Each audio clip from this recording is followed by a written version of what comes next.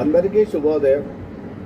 ఈరోజు గురువారము, బృహస్పతి వారం అని కూడా అంటారు. ఈ గురువారానికి అధిపతి గురు భగవానుడు. ఈరోజు జపం చేయాల్సిన స్తోత్రం ఏంటంటే దేవానాంచ ఋషీనాంచ గురుం కాంచన సన్నిభం బుద్ధిమంతం త్రిలోకేశం తం నమామి బృహస్పతి అనే స్తోత్రాన్ని 27 సార్లు జపం చేసుకుంటే గురు భగవాన్ యొక్క అనుగ్రహం లభిస్తుంది.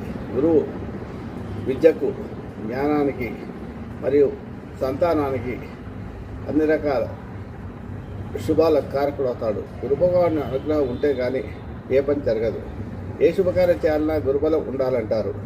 గురువు 2, 5, 7, 9, 11 స్థానాల్లో చంద్ర రాశి నుంచి సంచరిస్తున్న స్థానంలో గురుబలం ఉందని చెప్తారు. కాబట్టి ఆ సమయంలో కనుక ఆ రాశిలో ఏవైతే ఉన్నాయో అవి మనకు లగ్నం నుంచి ధనస్థానమైన, సంతాన స్థానమైన, వివాహ స్థానమైన, కర్మస్థానం అంటే ఉద్యోగ స్థానమైన, లాభస్థానమైన కూడా ఆ భావాల కారకత్వాలు మనకు లభిస్తాయి.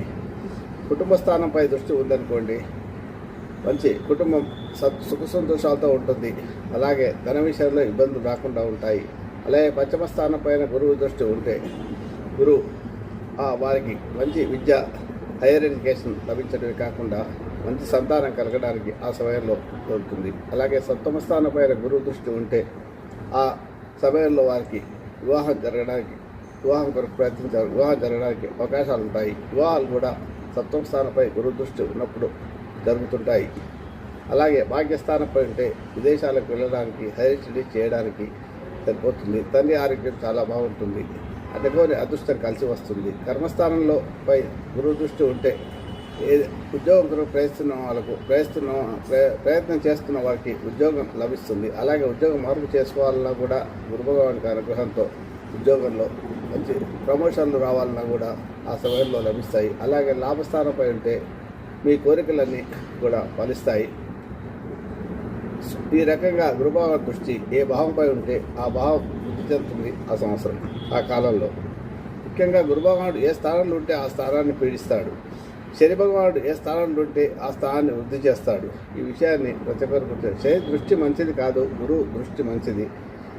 కాబట్టి గురు భగవాను దృష్టి ఉండడం చేత కాబట్టి శుక్రమౌఢ్యము, గురుమౌఢ్యము అంటారు కదా. ఈ విషయంలో శుభకార్యాలు చేయరు. ఎందుకంటే ఆ గ్రహాలకు రవితో కలిసి ఉండడం వల్ల వారి యొక్క బలం తగ్గిపోతుంది. కాబట్టి శుభకార్యాలు ఈ మౌఢ్యములలో చేయరు.